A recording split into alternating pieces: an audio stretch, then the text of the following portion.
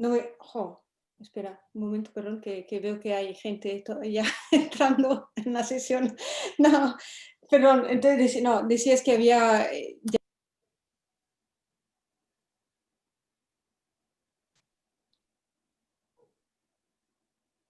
Hello. Hi. Hi, can you hear me? Yeah. Hi, can you see me? Not yet. No. God, okay, just give me 1 second here. Hello, everyone. Hi, Irini. Hello, Adonella. How are you? I'm good, how are you? Very well, thanks. Hi, Safo. Hi. Nice to see you, to meet you. Yeah. And hello, Joel, at last. Hi, yes, I know. It's very, very nice seeing you for the first time. So, my camera isn't working. I'm gonna leave and then come back to see if it Sure. works. Okay, so no 1 problem. second.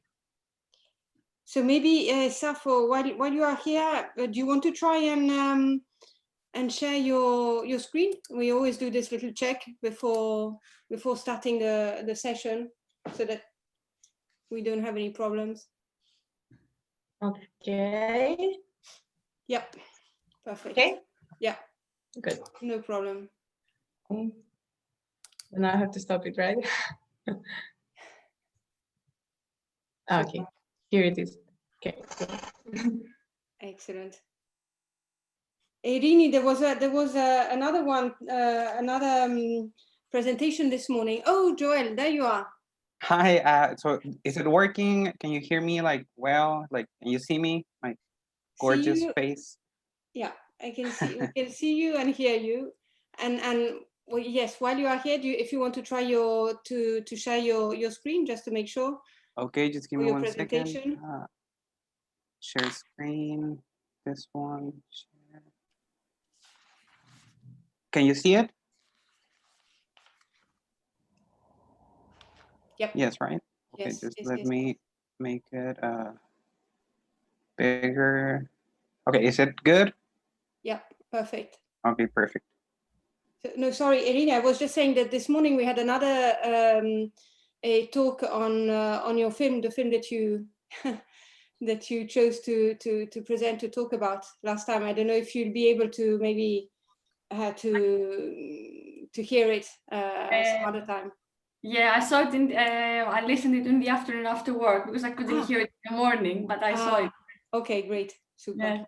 Yeah. It would be interesting if we were in the same panel, but then it would be, maybe it would have been too boring to discuss the same film for a long time. Yeah. I tried to do that, and also the theme of Joel, but it's difficult sometimes, even if the themes are the same. That's ideal, but sometimes someone cannot in the morning, and so it was really like a puzzle, and we had to fit everyone in. So I know you had a very difficult job to do, and I know I changed mine a million times. I'm sorry about that. No problem. No problem. So I can see that Isabel has joined also. Hello. Irini, just one thing. This session is going to be probably a bit shorter than because we have 2 hours, which is plenty of time. So you just choose. You see how it goes. But if we finish before, that's really not a problem. You don't have to feel obliged to stay the whole 2 hours, because we only have three speakers. Hello, yes. Isabel, welcome. Hello. Hello. How are you? Nice to see you. Can you hear me? Is the connection maybe a bit weak? Yeah, not great. That's really not good. The connection is not fantastic, Isabel, but you can hear us? I lost connection, I think.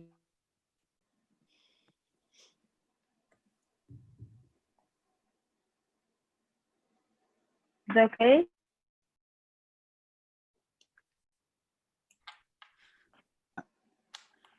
Maybe not.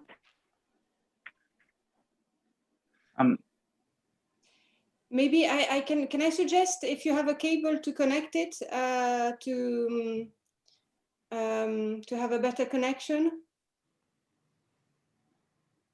If you can connect your computer with the cable, with the line.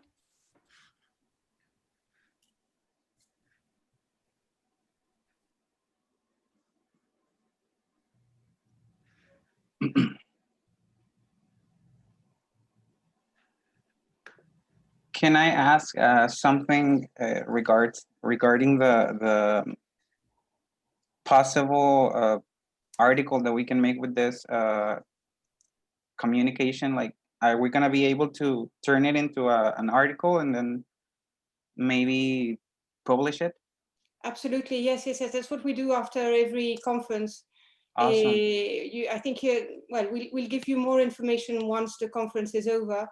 But usually you have until the 15th of December to send your articles. Okay. And then there will be a selection done by our scientific committee, and they will make a selection of articles to be published. We don't know yet the publisher, but we will keep you informed of all these details after the conference. Okay, thanks. Isabel. Great. Hello. Hi. This is me here again. Okay.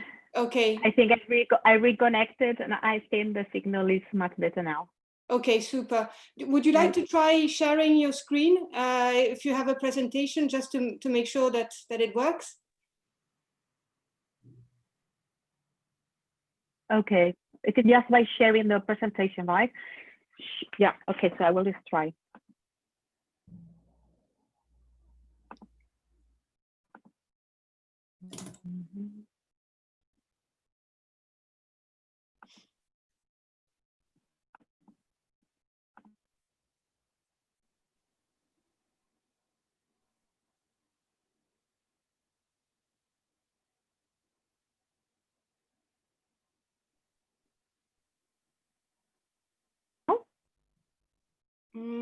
Yep. Yep. Yeah. Yep. No problem. You might do way as well. Is it good? Perfect. Yeah. Great. Thank you. Okay, super. Can I quickly ask Isabel, how does she pronounce her last name? Because I don't want to say it wrong. Jareño. Jareño, okay. I was guessing, but I wasn't sure. Thank you. Jareño. Okay.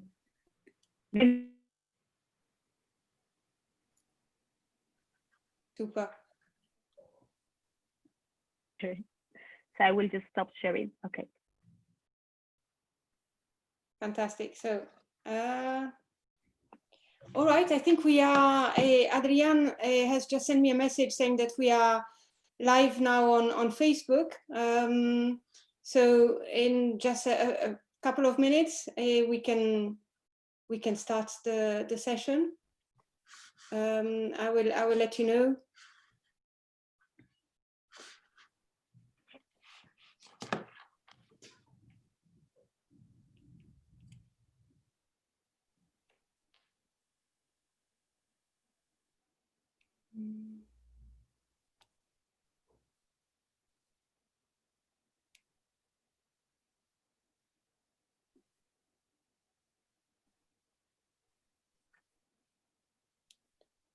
Okay, now it is.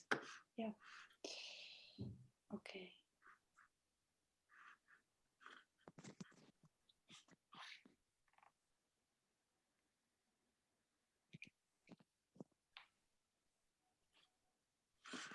Okay. Should we start? Yes, perfect. Okay. Okay, hi everybody. I'm very happy to present today's panel. Our first speaker is Sapfo Katopoulos. She's a postgraduate student in the MA program, The Greek Element in Anglophone Literature at the National Kapodistrian University of Athens. Her poetry has been published in a literary magazine of Warsaw University, The Wasp. Her main interests include postmodern literature and drama. And today Sub4 is going to talk about statues, bodies and loss, the myth of Pygmalion and the issue of artificiality in Black Mirror's Be Right Back. Welcome, Sub4. Thank you. Hello, everyone. Before I start, I would like to thank the organizing committee and Irinia Panomeritakis. It is my first time presenting in a conference, so I'm really honored to be here, even virtually, which makes it even more science fictional for me. I'm gonna share my screen now, so we can go to my PowerPoint. I hope it's okay and everyone can see it. Okay, so dealing primarily with the issue of artificial intelligence and the morality concerns surrounding it, Black Mirror's Be Right Back has become one of the most characteristic episodes of the series, and certainly one that is instantly recognized when one thinks of the science fiction elements of the project itself. By introducing the idea of artificiality in a society that is similar to the one of its viewers, but also technologically advanced, the hour-long episode succeeds in creating an uncanny feeling that distances yet intrigues the audience, allowing them to reconsider their set views on artificiality and existence. However, although highly original, Be Right Back seems also to echo a myth that has been extremely influential in literature, the myth of Pygmalion and Galatea, rewritten in a setting that allows for the anxieties of the modern age to be expressed.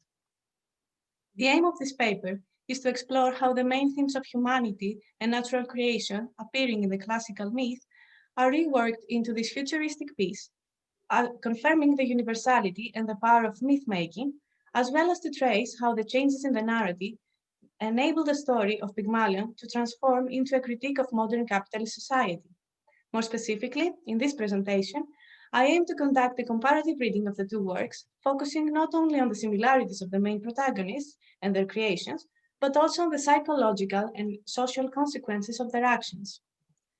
Be Right Back follows the story of Martha, a woman that loses her husband, Ash, in an accident while being pregnant, and is left to deal with her grief. Martha is offered the opportunity to recreate the presence of her deceased husband through a service that collects all the existing online data of a person and produces an artificial copy of them. Firstly, Martha is allowed to communicate with her loved one through generated texts that mimic Ash's behavior and manner of speaking after having processed all conversations that Martha herself submits to the company. However, soon enough, Martha becomes dependent on the comfort that this service provides her and decides to upgrade to the next privilege available, an actual artificial body that looks and acts exactly like Ash.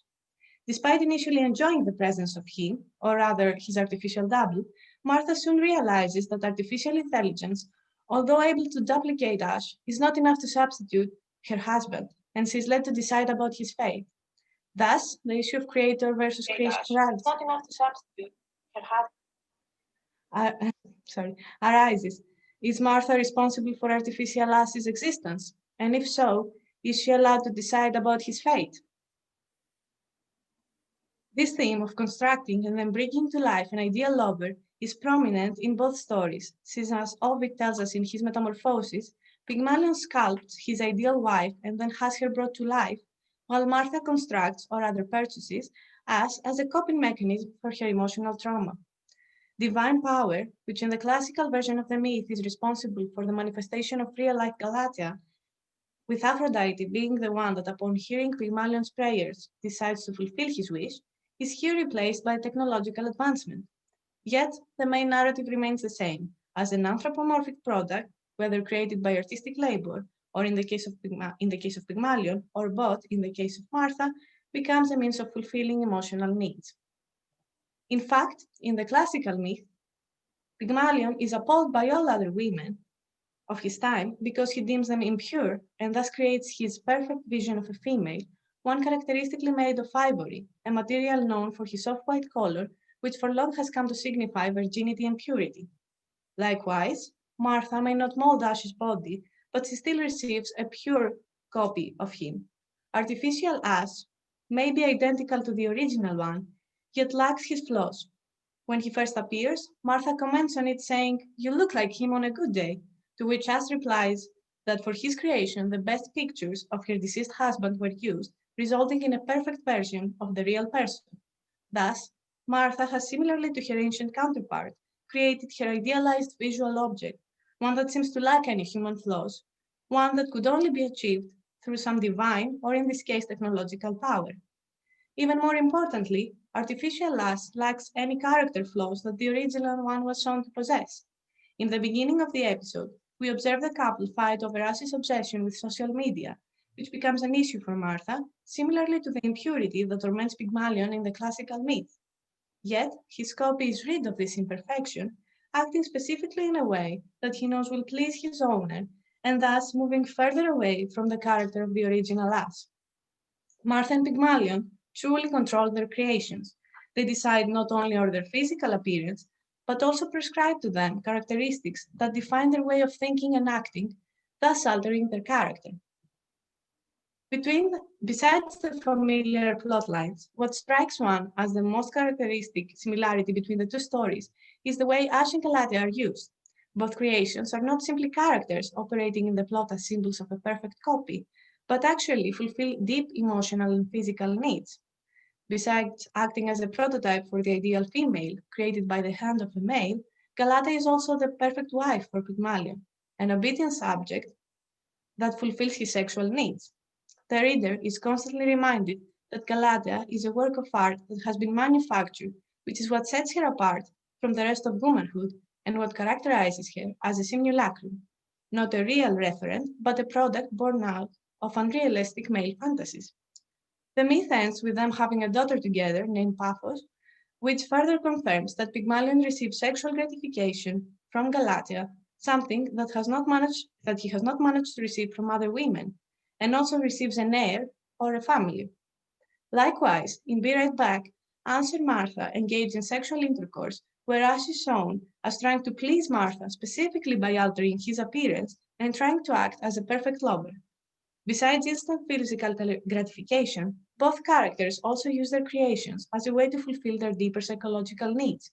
For Pygmalion, Galatea is a chance to reconnect with the female gender, as he's the only woman that he can approach without feeling emasculated. As critic David Lipset argues, commenting on Pygmalion's desire from a psychoanalytic point of view, and I quote, "From a Lacanian perspective, Pygmalion's vilification of women is not motivated by feminine wickedness. Instead, it arises from his dependency on the desires of women who do not desire him. But Galatea is more than an image of Pygmalion's castration. Such is Pygmalion's impossible creativity. The statue, inanimate and lacking desire, is an object who can desire him like no other, and vice versa. He is able to desire it more than any woman born." End quote.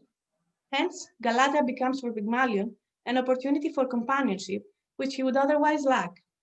In Martha's case, Ash is the means for her overcoming her husband's death and dealing with her unbearable trauma. By firstly allowing him into her life and finally rejecting him, Martha manages to accept her husband's loss, recognizing his individuality and understanding that her husband's singularity as a being cannot be replaced. However, until this conclusion is reached, the artificial copy also acts as a substitute for Martha's companion, allowing her to experience love and desire. As Freud would say, Ash becomes the means that allows Martha to move from her melancholia to a proper mourning, recognizing her husband's loss as well as his irreplaceability. The body, in both cases, is an important source of power which liberates the two characters. Emotional trauma is reworked only through physical contact, and it is the actualization of their fantasy, the real-life copy of their desires that finally liberates both protagonists. Without the actual body of Galatea and Ash, neither Pygmalion nor Martha would be able to move forward in the story, but would rather remain trapped in their familiar ways of existence. However, one could not disregard the main difference between the classical myth and Be Right Back, the reversal in the character's gender. Pygmalion's myth has received much criticism on the treatment of the female protagonist and has long been read as a misogynistic story about a man creating his idolized version of a female. And it is true that the myth portrays such a relationship between the artist man and the docile female creation, who is only there to be initially observed and later on used. However, in Be Right Back, the reversal of gender in the two main protagonists creates a new and unique effect, generating different associations.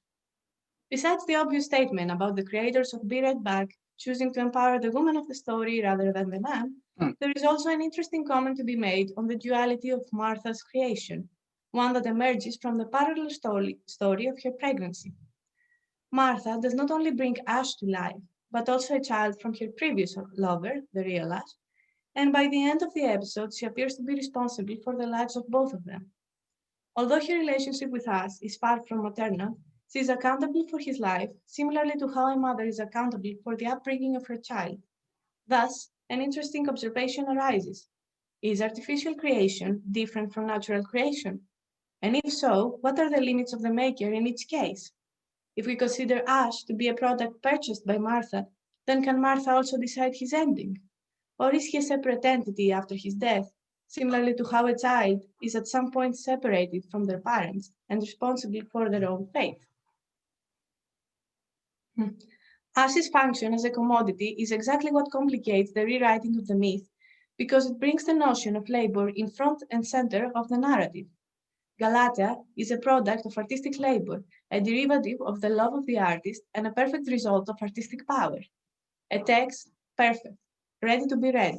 Thus, Pygmalion does not at any point of the myth reconsider her manifestation, since he is aware of his own labor that has preceded him. On Ash's case, however, Martha, being only the buyer but not the creator, cannot recognize the same qualities in her artificial partner. As Karl Marx argues, and I quote, "A commodity appears at first sight an extremely obvious, trivial thing, but its analysis brings out that it is a very strange thing, abounding in metaphysical sublieties." End of quote. A commodity remains simple only as long as it is tied to its material use, and it is precisely when Ash does no longer serve a purpose as a material for Martha that his existence becomes complicated. Martha cannot understand the labor that has preceded Ash, nor is she able to appreciate the work behind his creation. But at the same time, Ash arises as a being that transcends the limits of a simple product, one that is concurrently manufactured but escaping the notion of the dead material thing. Thus, Ash's fetishization is unavoidable, with Martha struggling to navigate between acting simply as a consumer, getting rid of a product that no longer serves her, and a person faced with a product that surpasses her rigid notions of artificiality. Indeed, although Martha grows to despise her synthetic creation, she appears unable to destroy him or abandon him, confirming, and I quote from Halberstam and Livingstone, that post-human bodies are those whose history and biology pose challenges to the coherence of the human body as a figure through which culture is processed and oriented. End quote. The ending of the episode, with us being locked in an attic, only visiting Martha's daughter once a year in her birthday, confirms that despite being responsible for his existence, Martha cannot simply ignore that Ash is an entity, a dependent one, but still an entity all the same. This double existence of Ash is exactly what strikes the viewers of Black Mirror, presented with an unprecedented question related to myth. In Pygmalion's phenomenically happy fairy tale-like ending, one can doubt Galatea's independence or lack of free will, but one cannot deny her existence as an actual human being in the traditional sense of the word, since her existence is validated by a childbirth, a concept inextricably linked to human existence. The myth is constructed in such a way that the reader imagines Galatea as a human entity and thus cannot question her right to exist. However, in Be Right Back, Martha's anxieties about the artificial intelligence are cleverly transported onto the viewer who experiences the story alongside the protagonist. Ash's artificiality represents a gray area not only of existence, but also of morality. He is neither alive nor dead, able to express emotion but not to feel, to produce language but not original thought, to exist without completely fitting the set rules of human existence. And thus, Ash complicates our concept of what it feels to be natural, real, and how can one define it. Martha's choice cannot be objectively deemed moral or immoral because Ash himself cannot be objectively defined as a specific type of being. Seen through the prism of modern-day capitalism, Ash represents the perfect product, one created to exploit human needs in order to bring profit to the industry that created him.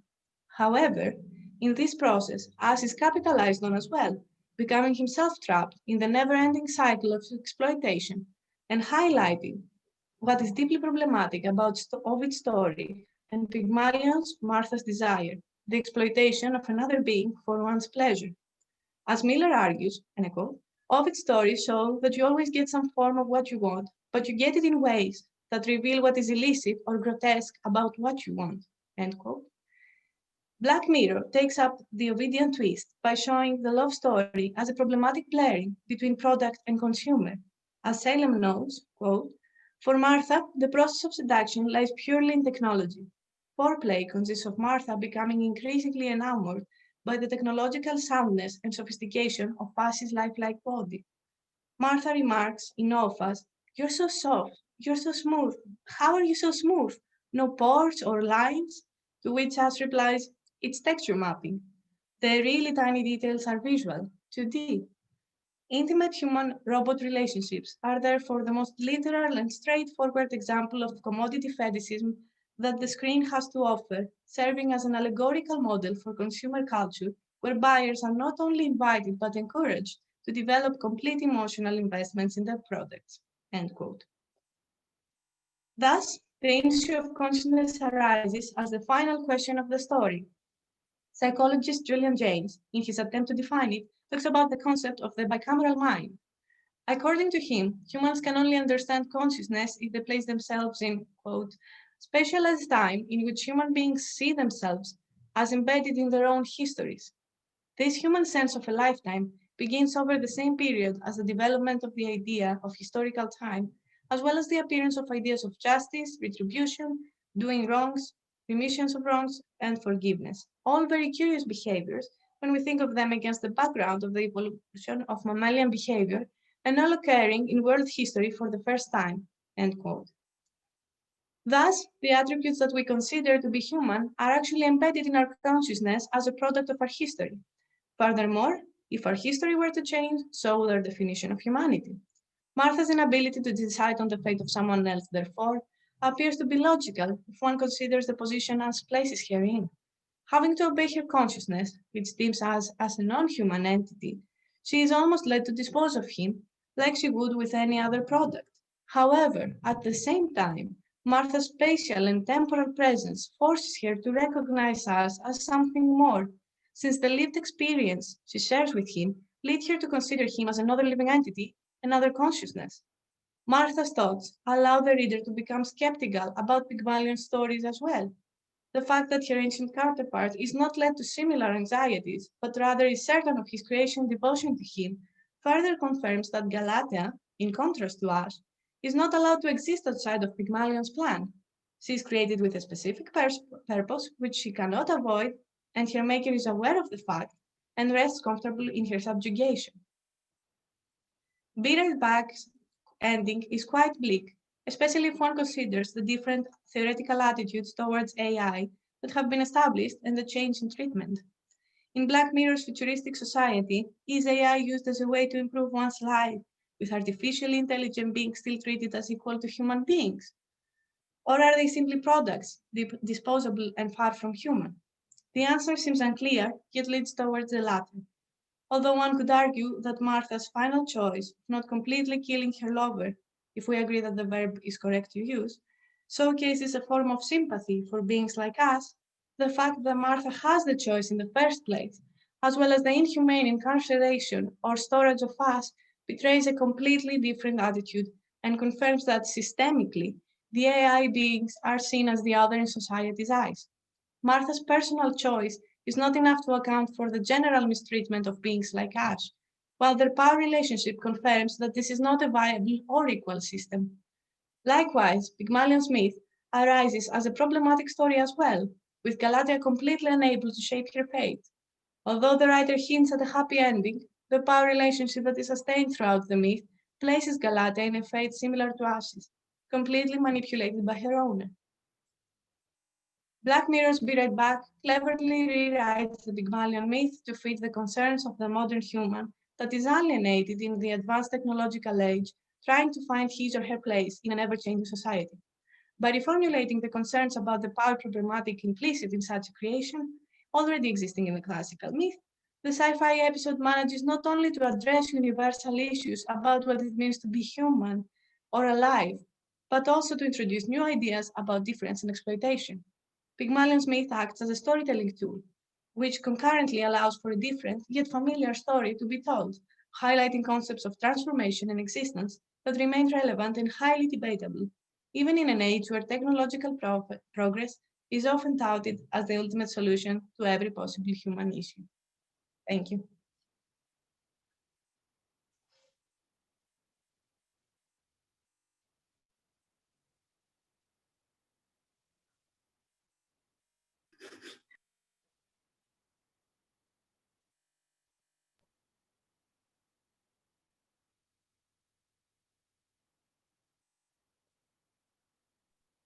Oh, hi.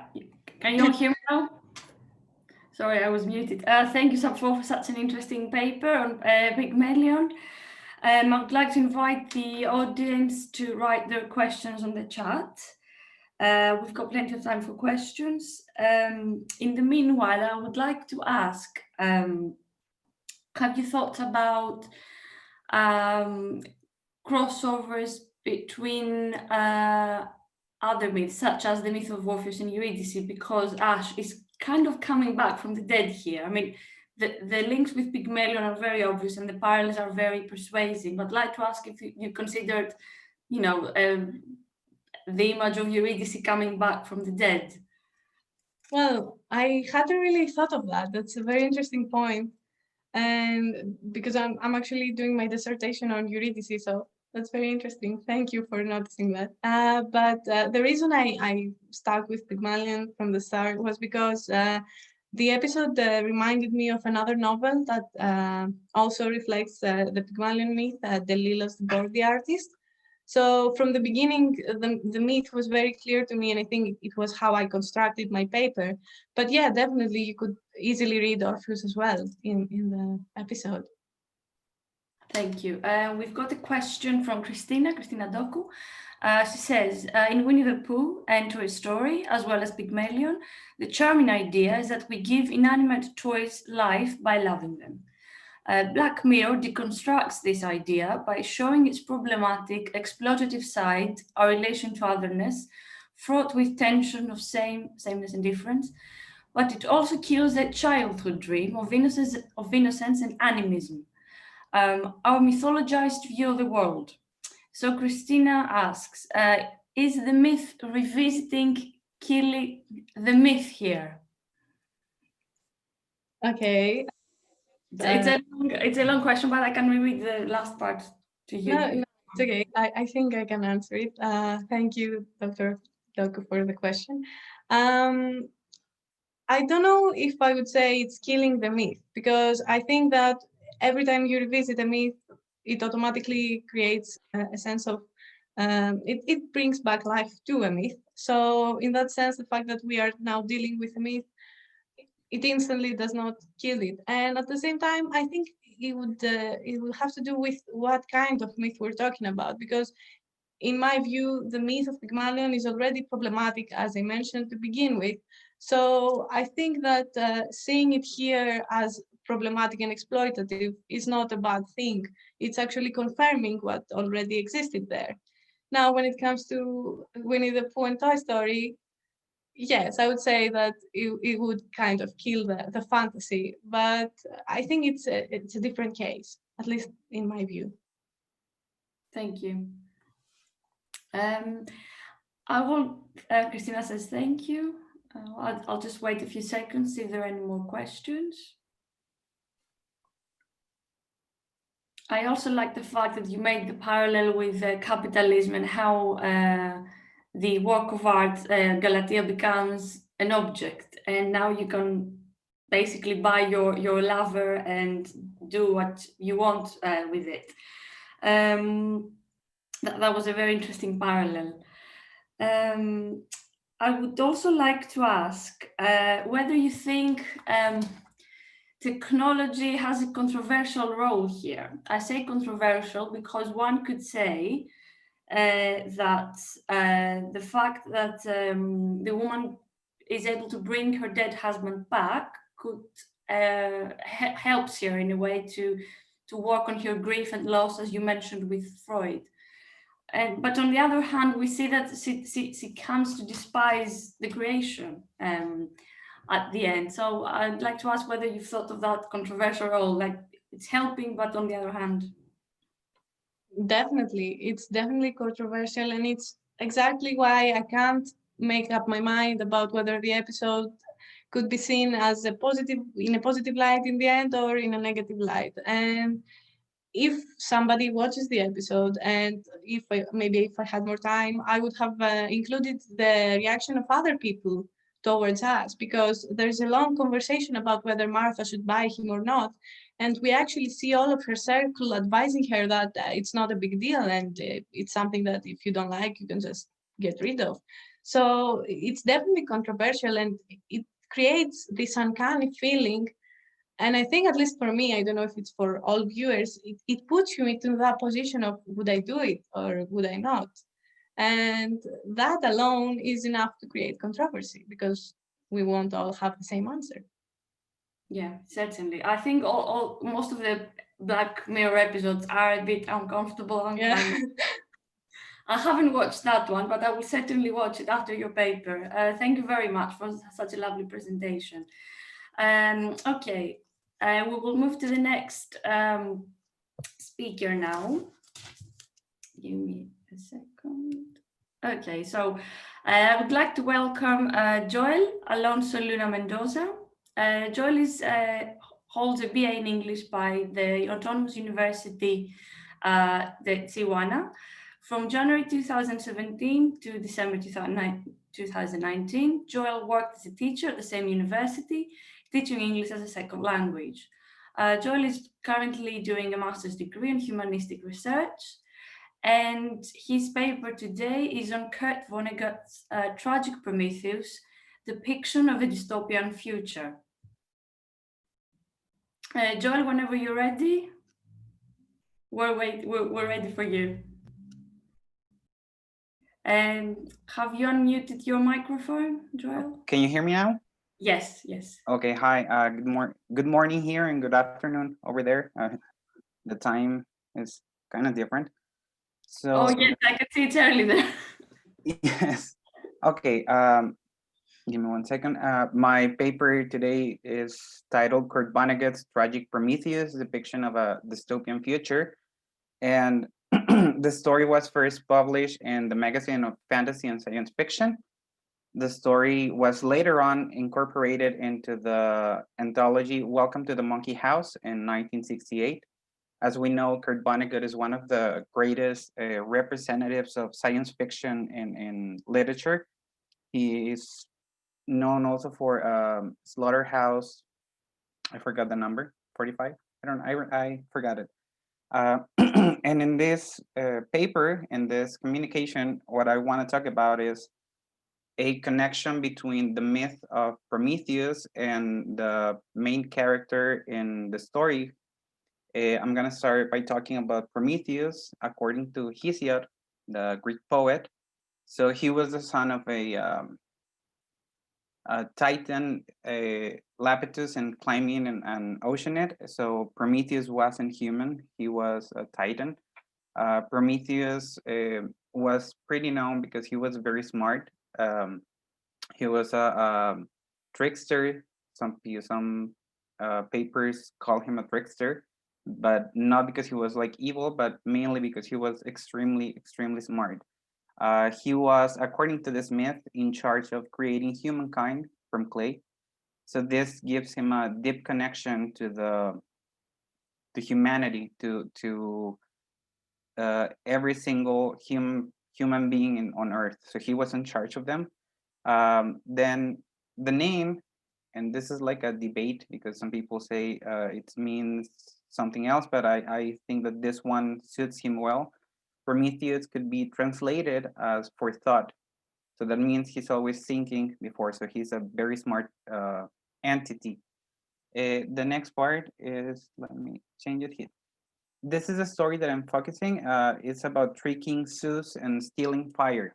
This is a very important part of this presentation because I'm not only talking about, or at least I'm not focusing only on the character, but I'm focusing on the motive. So I'm focusing on what he did and what caused and the repercussions that this action brought to humankind. We have that Prometheus was a representative of humankind before the Olympian gods. We know that the sacrifices became a focal point between humankind's rules and Zeus' rules, because Zeus was like the head of the gods. Prometheus tricked Zeus into taking a false sacrifice. We know that he placed two very similar sacrifices, and one of them was bones and something that wasn't appetizing, and the other one was flesh that was really good but was covered with something that wasn't as appetizing as the other one. After the trick, when he was tricked, Zeus was extremely angered, and he punishes humanity by taking away the fire. This is a very important part, since when you take fire, he takes away light, he takes away a part of something that should be normal, and I forgot the word. He takes away the fire and humankind is left in the darkness. So this is like something that I focus a lot, darkness. And it's not only talking about darkness in the sense that there is no light, but darkness as in some sort of ignorance or a stop to the development of humanity. Prometheus, he rebelled against Zeus and he stole the fire from the gods and gave it to the humankind. I'm sorry, it says human king, but no, it's humankind. So they could become more independent and therefore more creative. This is mainly because the myth proposes that after he gave fire to humankind, they were able to create technology, to have advancements, to develop as a race, to create technology, and then therefore depend less on the gifts from the gods. So we see a system. We have the gods, and they are being the ones in charge of what humans can have and what humans shouldn't have. So we have this breakthrough because of the taking of the fire by Prometheus. Then we have the story by Kurt Vonnegut, which is Harrison Bergeron. The setting is United States of America, the year 2081. The main character is Harrison Bergeron. Just a very brief summary. In this story, there is a dystopian government and a decree that in order to ensure social equality, people with exceptional traits or abilities, such as beauty or intelligence, must be handicapped. So the dystopian aspect of this story, it's pretty nice. I really like it because it's also like a critique to the government and then to the control that they could try to have over us. They use some sort of devices that are called handicaps. If you are a very gorgeous woman or man, they would give you like a mask, a very heavy mask. And the more positive traits you have, the bigger, the heavier the handicap devices. So this government is controlling humankind, or this society in particular, by using these devices, which are technological advances, trying to create equality by by enforcing this state of mind, because the handicaps also give noises, specific noises to cut through the thinking process. So we have this government that is trying to look for a utopian version of society, and they ended up in a dystopian way of society, way of living. These are the handicap devices. On the left, we can see Harrison Bergeron, who is wearing a lot of handicap devices. This tells us that he was extremely smart, extremely good looking. He was a very handsome guy. And we can see these ballerinas who are also wearing a lot of devices to hide their beauty and to hide their, let's say, talent.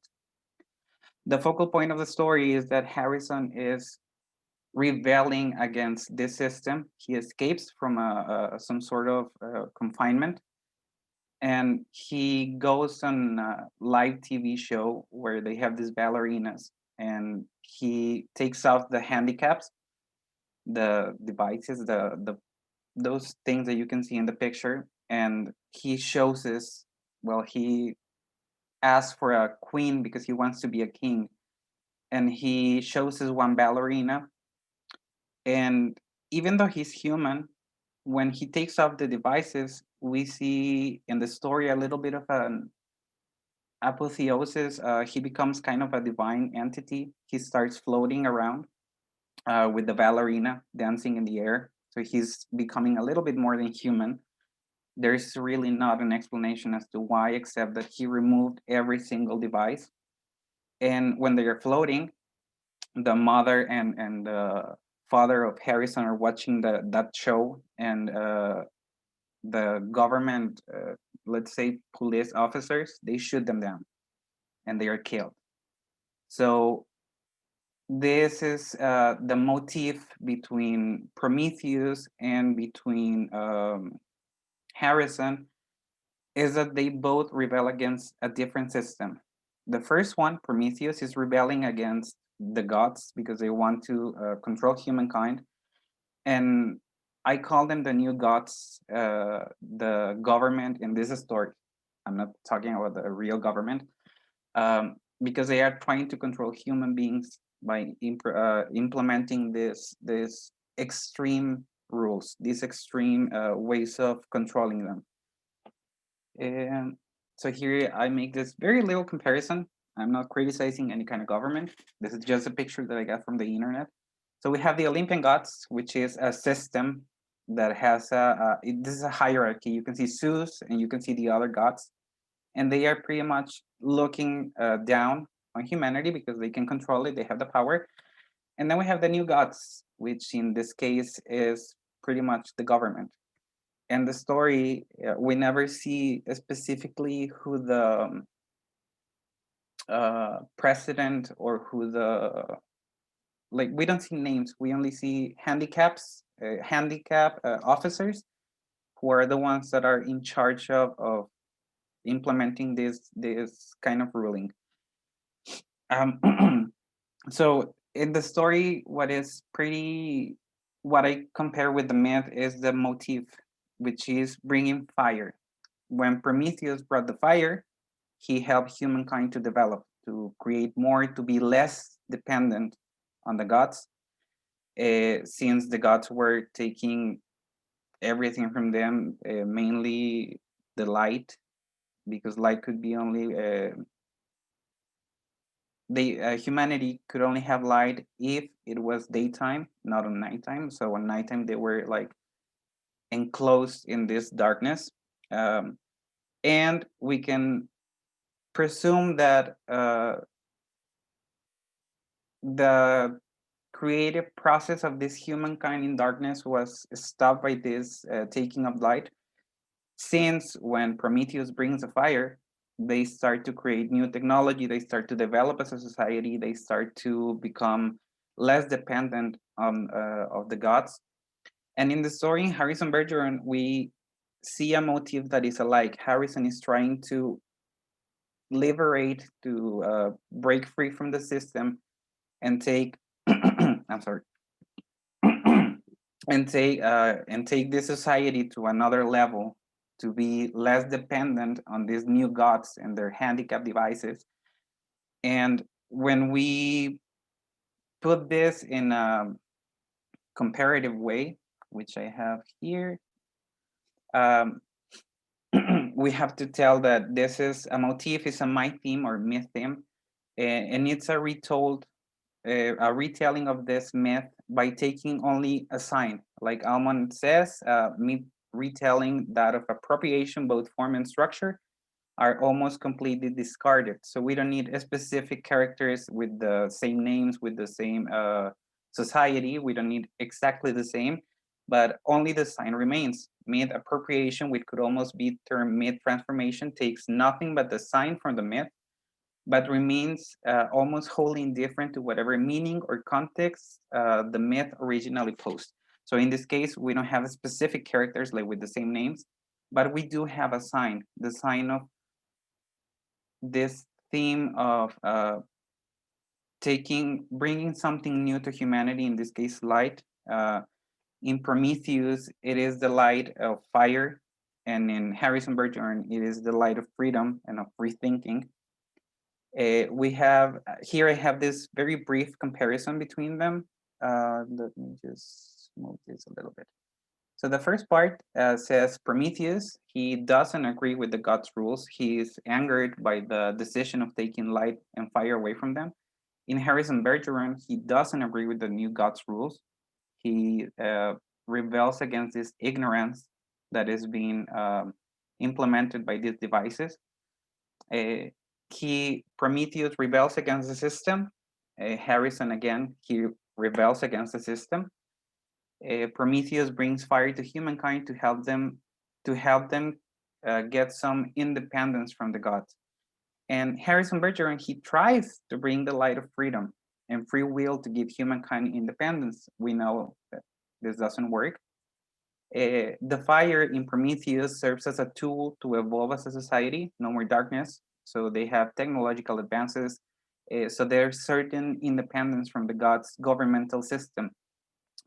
And in Vonnegut's story, Harrison is killed by the new god system. He is shut down when he gets this apotheic divine state when he starts to float and fly. So the motif in both stories is the same. Well, for me, at least it could be a little bit related. It's trying to bring in one case, the light, the literal light by fire, to create a more advanced society and more independence from the gods, from this system, this hierarchy. And on Harrison Bergeron, we have the same, but we don't have the fire. We only have the will to bring a new enlightenment to society through freedom, through taking down this harsh measures to control humanity, to control society. So this light, if he hadn't been killed, might have proved something like Prometheus, and they would have advanced towards a better society instead of this extremely harsh way of living implemented by the government. So we have two systems. In Prometheus, we have the hierarchy of gods, and in Harrison Bergeron, we have the hierarchy of the government. So we have two systems that are oppressing humankind, the society, and in Prometheus, we have this fire that is, again, and I'm sorry if I'm repeating it, but it's the focal point of my presentation. So we have this fire that is helping them gain more independence and to evolve, to develop as a society. And on Harrison Bergeron, we have the will. We only have the will because he is stopped by the gods. And even though we know that Prometheus was also stopped, he was also set free after. But the repercussions was humanity evolving. So we have these two stories that share, for me, or as I view it, they share the same motif, which is a person, in this case, Prometheus or Harrison, trying to bring the light of freedom and the light of independence and of free thinking. That is for me like the most important part, free thinking to develop as a society. And I'm sorry, this was my presentation. I hope that you guys enjoyed it. I appreciate your attention. So thanks for your attention. Here are my little references. So thank you very much. Thank you, Joel, for such an interesting paper. I will invite the audience now to submit their questions in the chat. I like the parallels you made between divinity and the new gods, really, which is a government in Kurt Vonnegut's And I think we see now in lots of science fiction narratives that we've got we kind of replaced gods with the government or capitalism, as Sappho was saying previously or in other presentations. So, and I thought that was very interesting. We have a question from Christina Doku. I will read the question to you, and I will continue with my point later.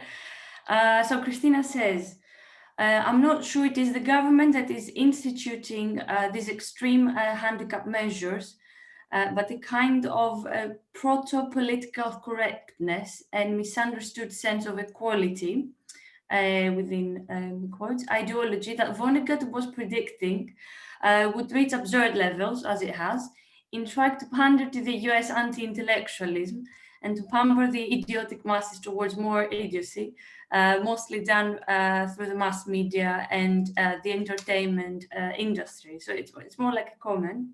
Yes. Well, I mean, it is true. This story is a critique, is a direct critique to the way that the government usually tries to treat people when they want to keep us like ignorant, because in this equality that Vonnegut is talking about, something that is, and I mainly forgot to mention it, or I did it just a little. When a person is thinking, they make these noises like car crashes, glass shattering, shots like from guns, and they interrupt the thinking process. So yes, they are keeping people in this idiocy, in this ignorance, and it's pretty much something that could happen. I mean, if given the opportunity, it might happen. It might be a prediction from Vonnegut. So yes, I do agree.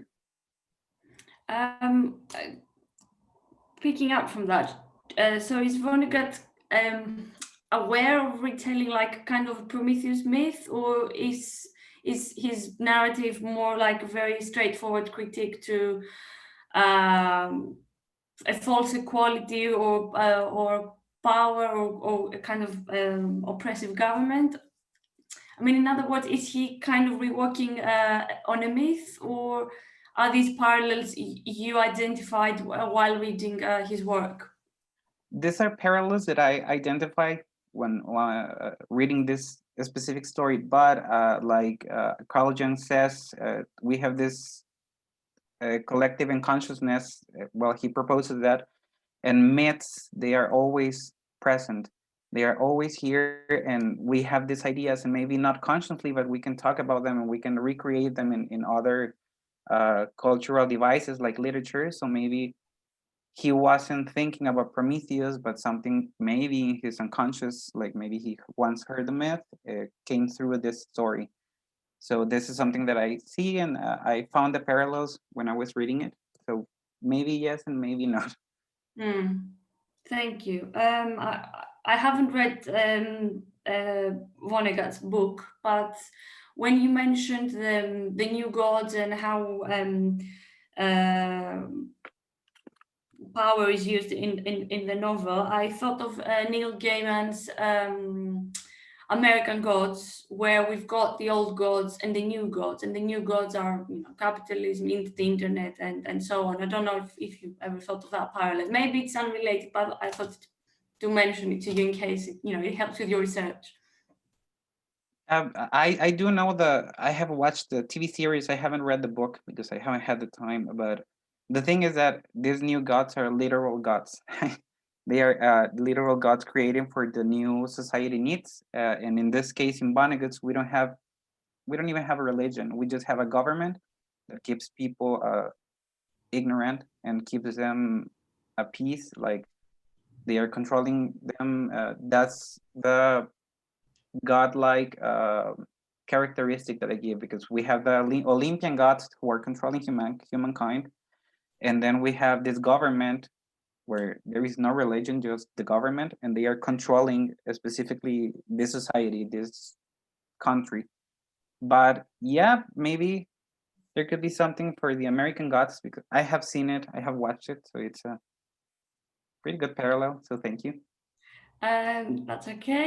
We've got another question from Leon Burnett. He says, can you clarify why Zeus was angry at Prometheus for tricking him into choosing an attractive sacrifice, since Zeus would have had no interest in tasty meat, because the gods do not eat meat and they feed on ambrosia and nectar? Well, according to the myth and for what I can remember is pretty much not specifically that they will eat, but is the oh my God, how can I say it? I forgot the word. Is the need to see that humans are willing to sacrifice the very best for the gods and give it to them. So in this case, the very best would be the greatest meat ever, like the tastiest meat. And that would be like the sacrifice. The focal point of the sacrifice is not for them to eat the meat, but to know that the humans are willing to give them the very best they have, to sacrifice the best meat in this case. So Zeus was very angry when they tricked him because he was expecting the very best and he was given the very worst, like the entrails and the bones and like the most disgusting parts of the sacrifice. And the other one, the one that he didn't take, was the very best that this society could give him. So it's not specifically about eating it, but it's about the willingness of humankind, of this society in specific, to give the very best that they could to the gods. Not specifically like if they were gonna eat it or not, but to be willing to give the very best. Hope that you clarified it a little bit. Yes, thank you very much for clarifying that. Thank you for your presentation, Joel. It was very nice to hear you. We will now move on to our last speaker. The next speaker is Isabel Morales Jareño. She holds a PhD in education and English literature. She's a professor associated to the Faculty of Education and Health Sciences. Her research interests include 20th century feminism in literature, deepening women's roles and their sociocultural spaces. Isabel is also the Deputy Director and Secretary of the journal Verbia, hopefully I pronounced it right. And Isabel's paper is on genres, on female myths and heroines. Isabel, welcome, and whenever you're ready, we're ready for you. Okay, thank you so much. I will share my screen then.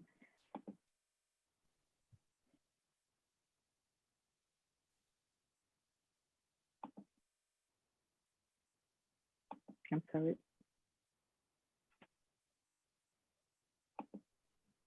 Okay. Okay. It's okay? Yeah, perfect. Right. So thank you for your words, for your introduction, and it's been a pleasure also listen to my previous colleagues in this panel about these myths. Now it's my turn to speak about another myth, that is the female myth that Joanna Rush creates. So I was saying, I will try to deal with this amazing author and some of the main works that she wrote in the 1960s, 70s, and as it is important just for us to write these women, the 20th century sci-fi writers did not have to live a pandemic to create stories, as Rush did when she wiped out all men from Earth to let women live alone. This is radical feminism, isn't it? In the 1970s in US were a critical moment in the creation of utopian societies caused by social and political movements, and the figure of Alien also gained strength in speculative literature and in particular of a feminist nature. According to Elaine Showalter, the 1970s produced an explosion of speculative and allegorical fiction as the genre of the feminist utopia was recast in the scientific and political terms of women's liberation movement. Who is Joanna Russ? The main aim in the present communication is to briefly deal with the American feminist writer Joanna Russ as a female myth creator. She was a feminist writer of Jewish origin and the daughter of Russian migrants to US, concentrated on struggling against social stereotypes. An interesting bibliographic fact is that due to her father's special interest in astronomy, she has always felt a special love for the wonder of the universe, sense of wonder, as in S-Fi literature is known. And she started to read from very early ages, and later on she continued reading authors such as Lovecraft and others. And as she says, she was always saying serious science fiction literature. Identified with radical feminism, she declares to be radical and puts very simple by asking, how much have I really got to lose? In her personal correspondence to and from family and friends, we knew she was of Jewish origin, but the main finding was that this identity is not only evident, but also relevant to analyze her works. This finding let us understand her literary world from a different perspective, but still making it more meaningful to us to understand that her radical thought and feminist ideas come from a traditional family. As it is the case of a letter her father writes being in hospital that reads as follows. He writes with this spelling. This is why maybe you find Morocco. Don't you remember, we're Jews? They would never let us in.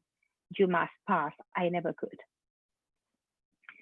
Her Jewish identity is clinically shown hidden behind her feminist radicalism, revealing her inner roots, as it is the case of the story We Who Are About To, which we will analyze a bit later. However, she could not hide her identity, having access to more than 600 personal letters from the writer, together with her literary production. All this has helped us understand and interpret the author. She, as we can see in this slide, is author of science fiction stories as The Female Man. Maybe this is the most well-known novel, and The Adventures of Alex, critical essays such as How to Suppress Women's Writing, or the collection of essays To Write Like a Woman. We must say that she worked hard and struggled on highlighting the importance of women in the cultural sphere. This is among her main works. We can find this. I will just focus on just one or two of them. So, but the main thing in my presentation, this communication, is to ask, how does she create a female myth? She struggles, or she creates a female myth based on established male myths, which is the peculiar fact. She struggles for a feminine culture in the context of utopias and dystopias to be socially recognized within science fiction and fantasy genres. But also, it doesn't change.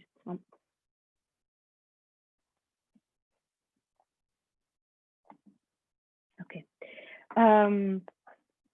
So why using science fiction to create a female myth?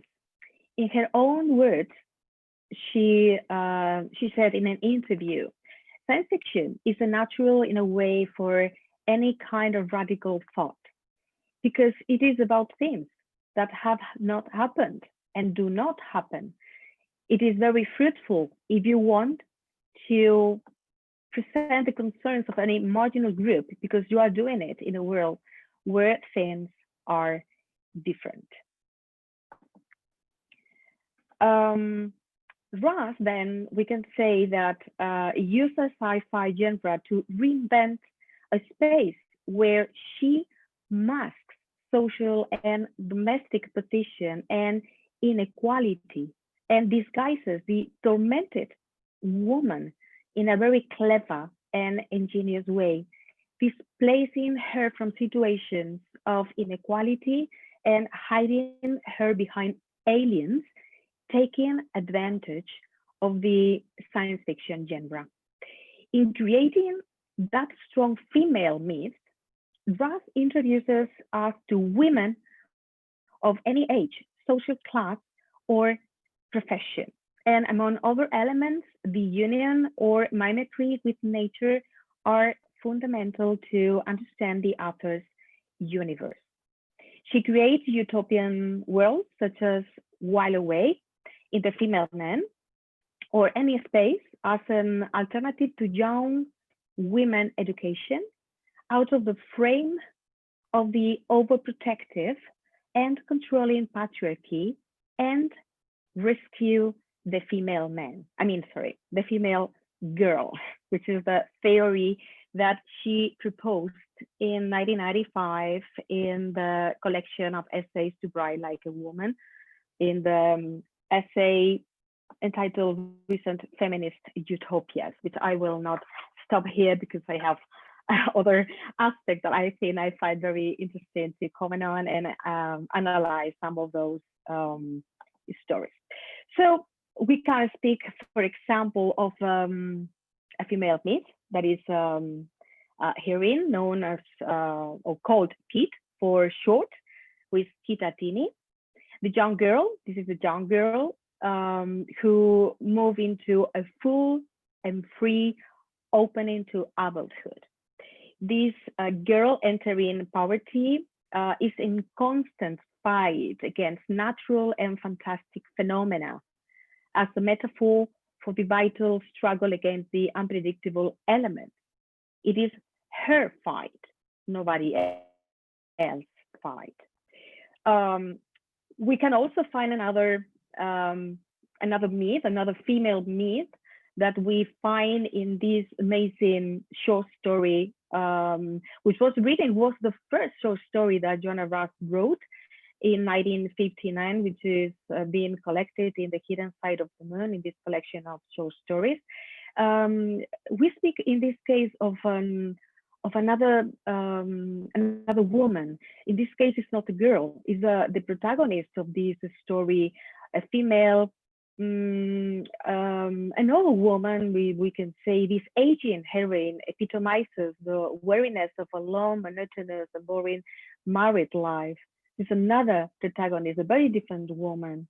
She's faithful to her husband and tired of a routine life.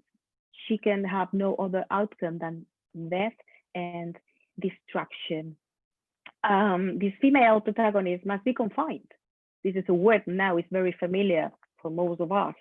In this case, with her husband, Harry, due to the great snowstorm and blizzards that's occurring in Canada for an indefinite time. Time is not really important, nor even the space, which is uncertain in most of the cases.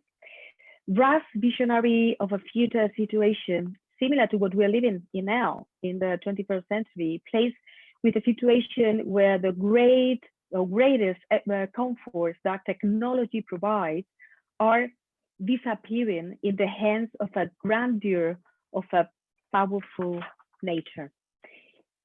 Another story that I have chosen because I think it's one of the most representative of her own identity, the writer and also protagonist of her own short stories is We Who Are About To. In this case, this nameless heroine the leader and a lone heroine who lands on a ship on an unknown planet. She has to escape from her troubled peers after killing one of them, who is obsessed to procreate just to preserve and simulate a similar society. This is man's only concern for Russ. The man's obsession with procreating, surviving, and recreating the planet, just like the one they lived on before the trip to the future. However, as it is announced right at the beginning and end of the short story, we can read about to die, and so on. We're all going to die. Death, thou shalt die. The protagonist of the story takes pleasure in challenging the dangers of nature, stolen to the direct relationship between women and natural space in an adventure full of fantasy. As we can see, this woman is tormented by the idea of procreation. She flees from forced motherhood and from a society obsessed with reproduction. She takes refuge, as we can see here, in a cave, and silently degrades herself to finally die here in this cave, where she will live far from her expedition companions, who appear one by one as hallucinations and whom she savagely annihilates.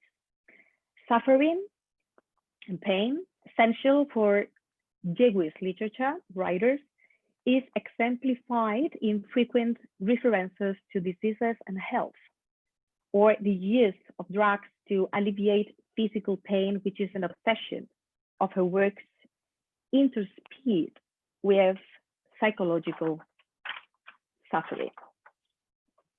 As a conclusion, the obsession with family and this procreation I was referring the previous slide are recurrent, but in We Hear About You, they stand out in an extraordinary way. The female myth she creates then is capable of deciding her own identity, her own way and achievements, where death, fate, and purgatory are also the heroine's choices. This new myth or alien motive is intended for being socially recognized and struggles to achieve her space and establish her own social, professional, cultural, and familiar limits. A myth not for men, but women, to stop being invisible. Russ criticizes the fact that heroines have never represented female myths, since these have always been male myths created for and by men. I want just to finish by using this quote, which is something that she focuses on a lot around all the works, by saying that culture is male, our literary myths are for heroes, not heroines. I think I can finish here. Thank you so much for your attention, and I can also show the references used for my research, and this is all. Thank you so much. If you have any questions or suggestions, I'm open to answer and hear the comments. Thank you. Thank you, Isabel, for such an interesting paper. I have to say I'm not familiar with Russ's work, but the last quote was certainly very powerful, that most of cultural works are written by male authors, and we see more women in myth suffering than men, I think. Okay, I will invite the audience to write their questions in the chat. In the meanwhile, I would like to ask, again, I'm not familiar with your work. I'm familiar with the name of the writer. So is Russ rewriting any classical myths or any myths relating to her Jewish heritage? Or is she creating like completely new myths based on science fiction? But actually, Ross is she knew perfectly about Jewish traditions and the pain and the suffering, because she suffered a lot physically also, and this is something that is shown in her literature and all the works.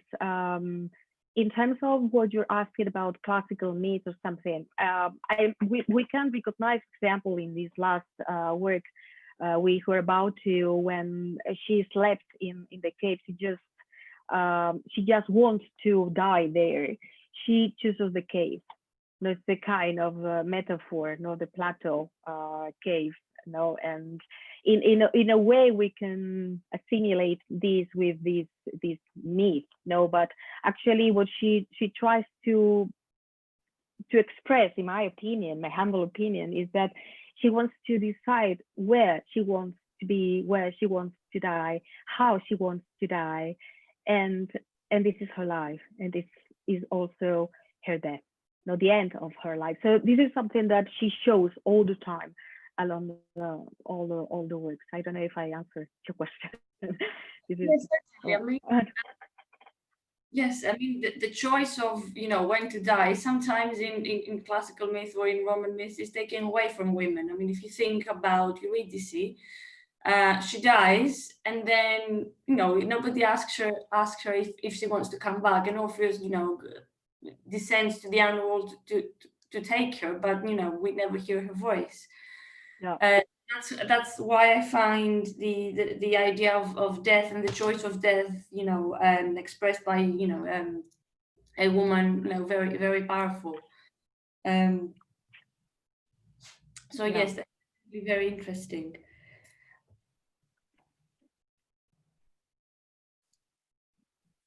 I also wanted to ask in Russ's work how this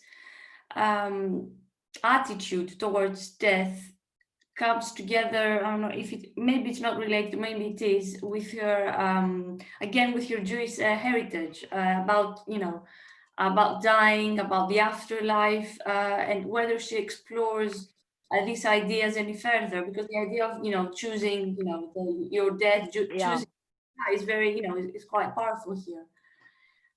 Yeah, in Jewish literature, normally the suffering, the pain for others, the taking drugs, which is another thing that she is very using along all the works.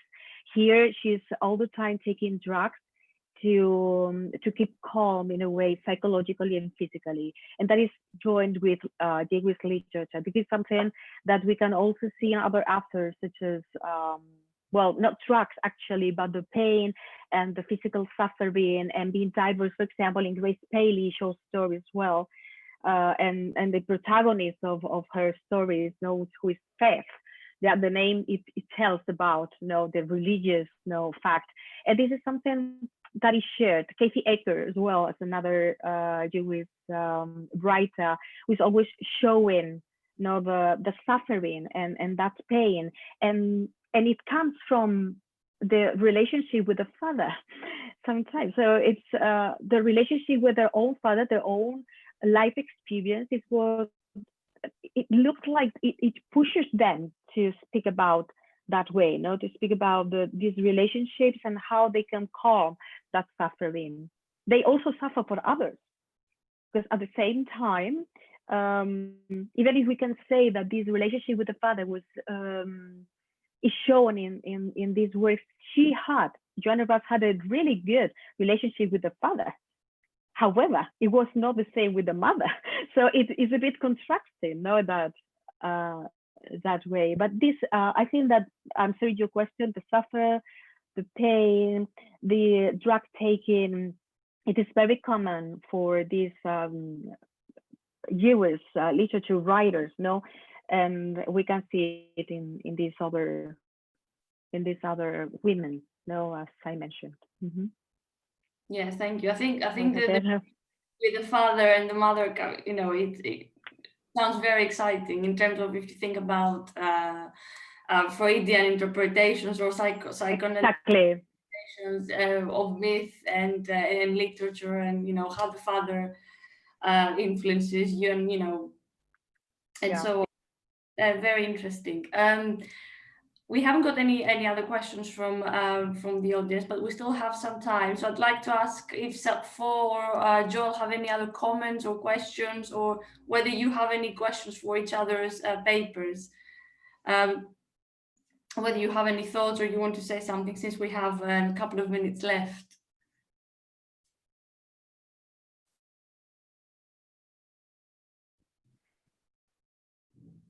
No, okay. No, I think That's okay. I liked your papers very much, and I thought they were all very interesting. They all showed us how rich science fiction and the relationship of science fiction with myths is, from Pygmalion to Black Mirror and Kurt Vonnegut, and female myths and science fiction.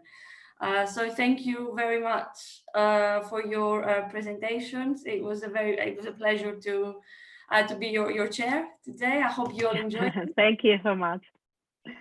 Thank you so much, Irini, for moderating the sessions. Thank you so much for participating with your very interesting presentations, Joel, Isabel, and Sapfo. And thank you also for the people who joined us online with their questions and comments. So we will end this session now, and we hope to hear or listen to you in the next days with your comments or questions. Thank you very much again. Thank you. Thank you so much. Bye. Bye.